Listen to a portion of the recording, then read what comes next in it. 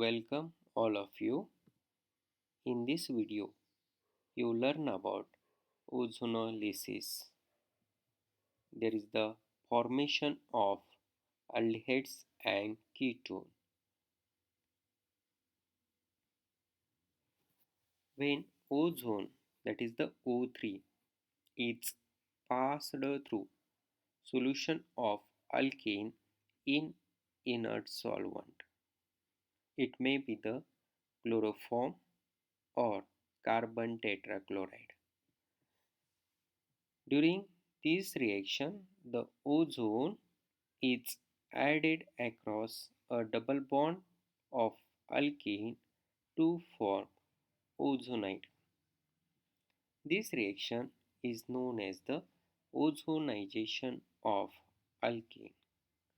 During ozonization, both sigma and pi bond of alkane are broken.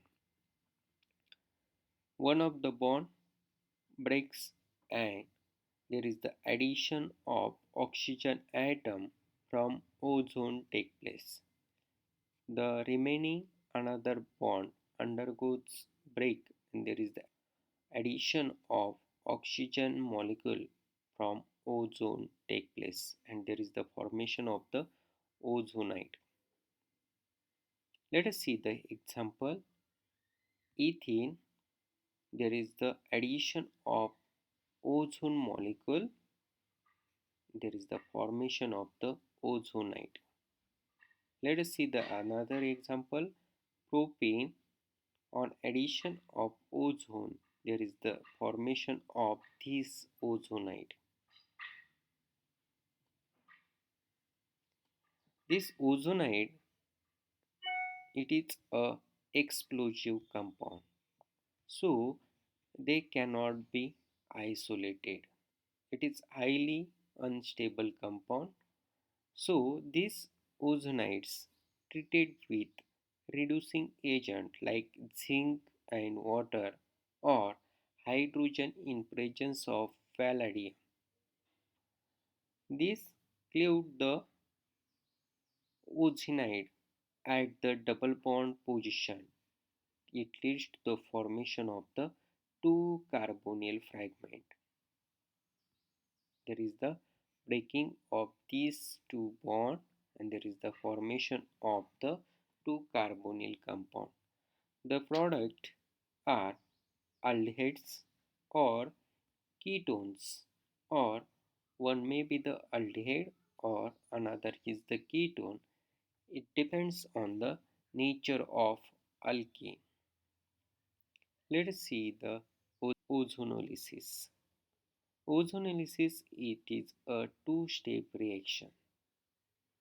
In the first step, there is the addition of ozone across carbon-carbon double bond.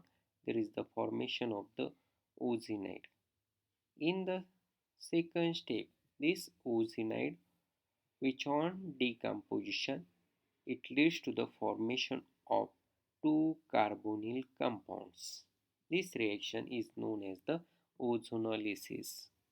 This ethene, it on ozonide formation, there is the addition of ozone across carbon-carbon double bond, there is the formation of this product.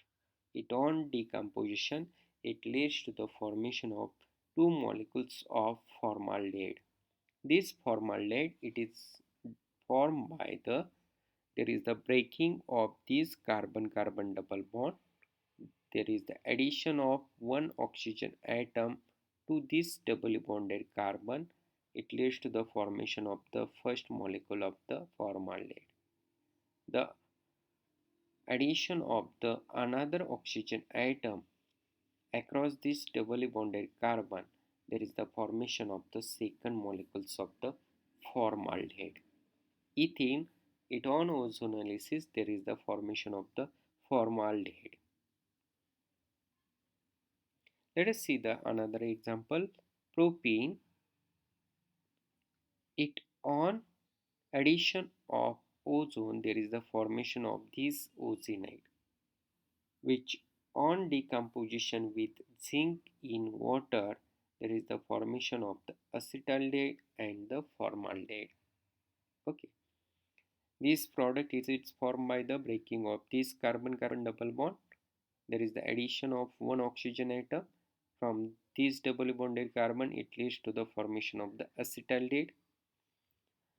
The another oxygen is added across this doubly bonded carbon. It leads to the formation of the formaldehyde. Let us see the another example. 2-methyl butene, which on ozonolysis it gives the acetone and acetaldehyde. This product is formed because there is the breaking of this carbon-carbon double bond, addition of oxygen towards this carbon, it leads to the formation of the acetone, and addition of oxygen to this doubly bonded carbon, it leads to the formation of the acetaldehyde. This ozonolysis is the best method for locating the position of double bond in an unknown alkene. Suppose these two, that is the one is the acetone and another is the 3-methyl butyraldehyde. It is the product of the ozonolysis. From this product, we can determine the position of double bond in alkene.